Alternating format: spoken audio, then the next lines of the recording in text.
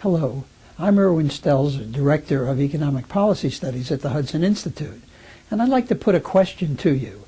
Is it possible that all of the steps being taken by President Obama to get us out of this recession, each one is flawed, but put them all together and they will work?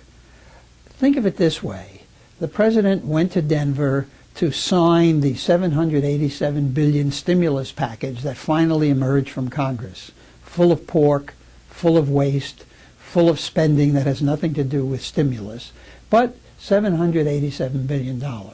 Flawed, but there it is. It will start to hit the economy probably at the end of the year. Then he flew from the snows of Denver to sunny Phoenix, a venue picked because house prices there have fallen in half, to say how he was going to save the housing market and especially how he was going to prevent people from being kicked out of their houses. Now, you will recall that a few weeks ago we had Tim Gaithner supposedly announcing a detailed plan to save the banks, which turned out to have no details. So the president went the other way. There are more details in this plan than I can recount in the few minutes we have together.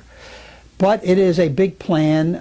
It's going to spend a lot of money, and the main goal is to keep people who are having trouble paying their mortgages in their houses, which infuriates about 92% of Americans who are indeed paying their mortgages and are wondering why they should have to pay for the others. To which the president answers, if this works, it will stop the decline in house prices, and that will benefit even those who are up to date on their mortgages. Will it work? Anyone who tells you he knows whether any of these things will work is either foolish or brave. I'm neither, so I will only hazard a guess. It will have some effect on housing prices. The third leg of this stool, rather, that is to come, is Tim Gaithner. He's going to save the banks. There we have some reason for hope, because previous plans by the Fed and by the Treasury have eased credit markets. Commercial paper markets are easier. Interbank lending is easier. There are now sales of investment-grade bonds that didn't happen before. So it may well be that a further goosing of the credit markets will indeed serve to get people buying some more cars again and otherwise have beneficial effects on economic activity.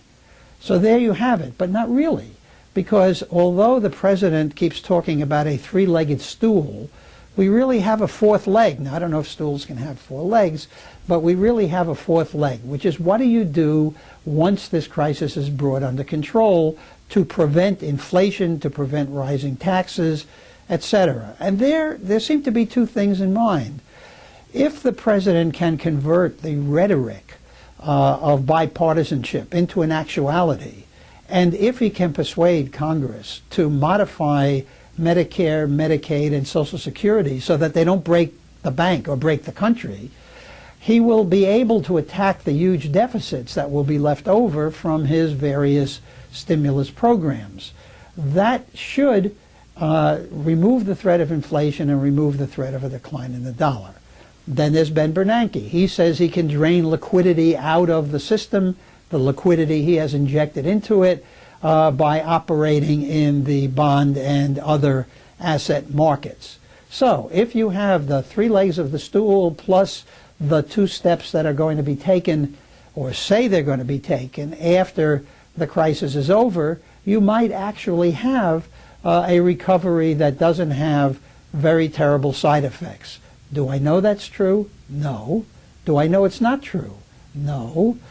Sorry to be so vague, but I think that's the honest position any economist ought to take. Thank you.